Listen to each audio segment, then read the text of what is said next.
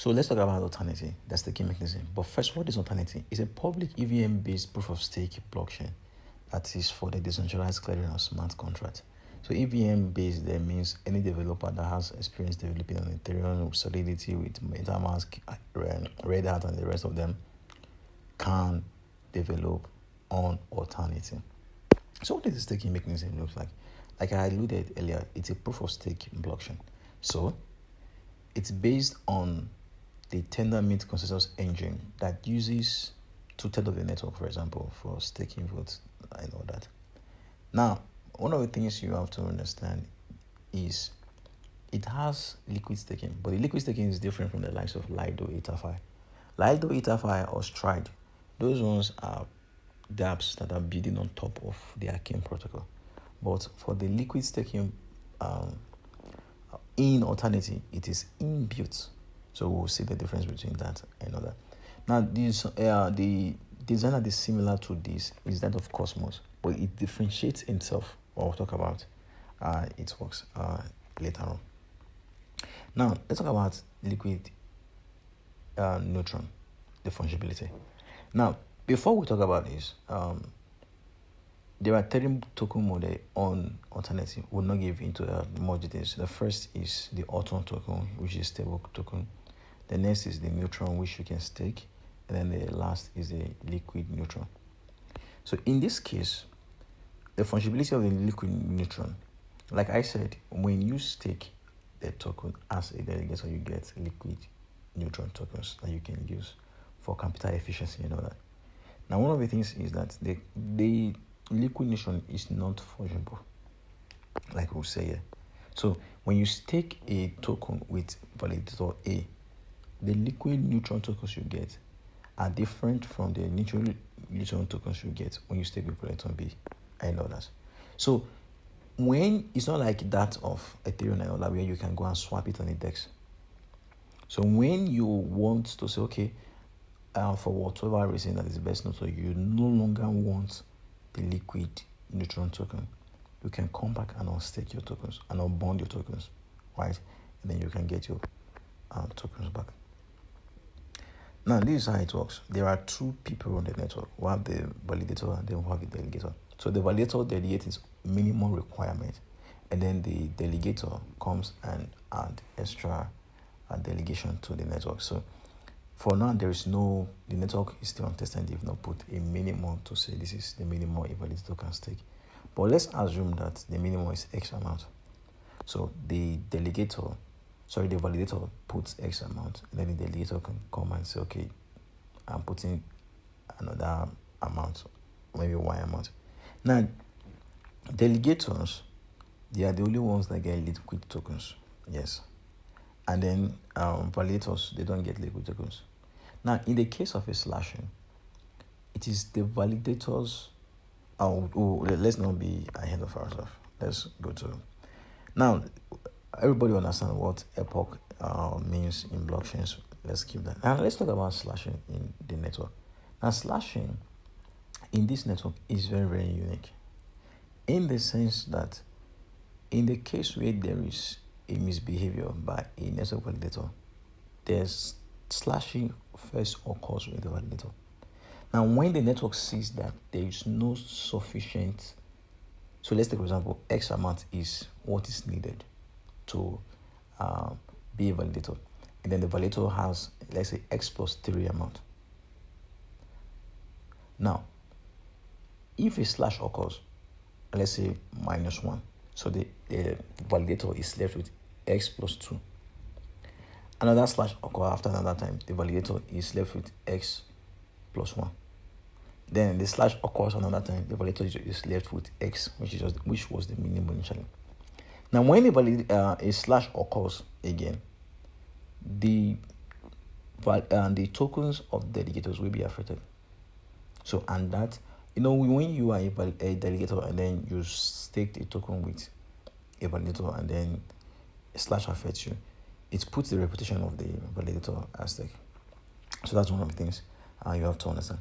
Now, we talked about, when we were really talking about initially the Tendermint consensus protocols and all that, how you vote for network, when we say, okay, when you're voting on something, two-thirds of the network agrees, and then we can carry on. So there were 3 events that actually affect a validator power. 3 events. One of them is bonding. So bonding is when people are adding stake to a validator. The next is unbonding. So for several reasons, they are taking away, they are unstaking their tokens. And then slash, of which we also talked about. So these 3 events they actually affect. Now for the case of slashing, let's see how the protocol economics work. Now we said when delegators, not validators now, when delegators delegate their tokens, they get, so you delegate NTN neutron, you get a corresponding amount, which is on a one-to-one basis, what, as we earlier alluded to, right? Now, so what actually happens in the case where there is a slash of the tokens? So it's a very, very simple thing. So let's say, for example, you delegated 100 and then 20 was slashed. So what is left is 80.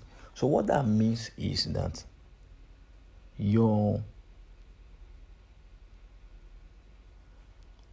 because 100 tokens are supposed to back that 100 neutron are supposed to back the 100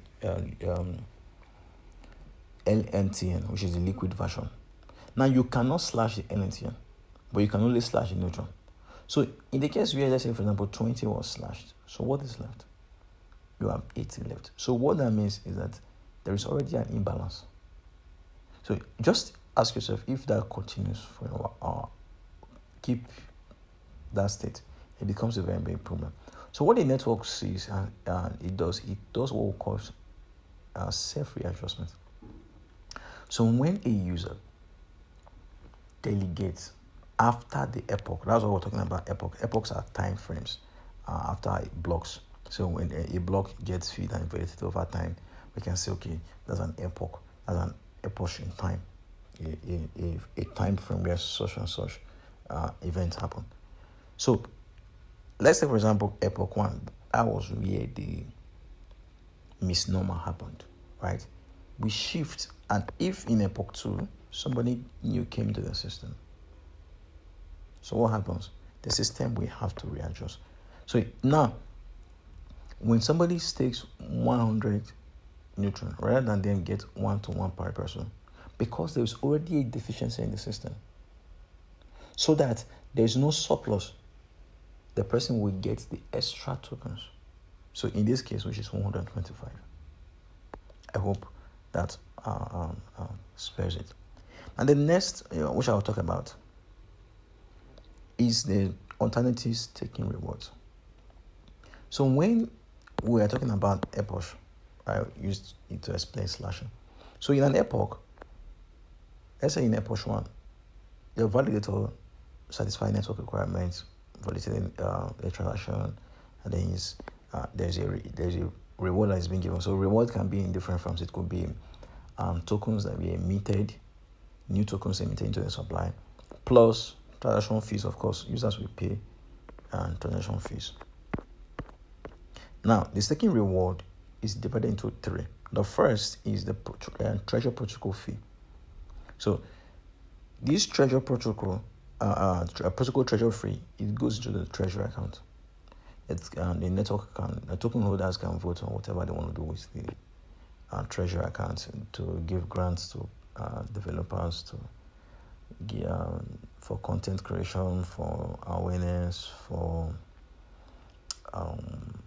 just anything the network wants to do with it. The next is commission. So the validator will take their commission. That's why you have to know what is the commission a validator is taking for running the validator service. So validators can take maybe 5%, X%, Y%. So you must be careful. Now avoid 0 validators. So, but it should be moderate. It's not be, you don't go and stick with a validator that is taking 80% of the reward as commission. No. So first is a protocol fee that go to the network. The next is the validator commission, and then the last money goes to the delegator. Now, A caveat. Here is a caveat. This is what you should know. We talked about the liquid tokens. In this case, we were talking about liquid tokens. Now, one of the things you have to understand is that LTN are fungible. Now, or will I say, okay, they are transferable. Now, whoever address you transfer your LTN to will be the one that will receive the staking reward. So we said the LTN, these are liquid tokens that accrue rewards. They are not static tokens. They are not wrapped versions. No. They are liquid derivative tokens. So what that means is that whatever, that's why slashing affects them. So whatever happens, slashing, they get affected. Whatever happens, if there's particular reward, so when you transfer your tokens to an address, any address, that receiving address is the one that gets the token rewards. So a very big shout out to Stake Flow for these images, and a big shout out to what the Autonity team is actually building. So with this, we'll go to the next video where we'll talk about the token economy.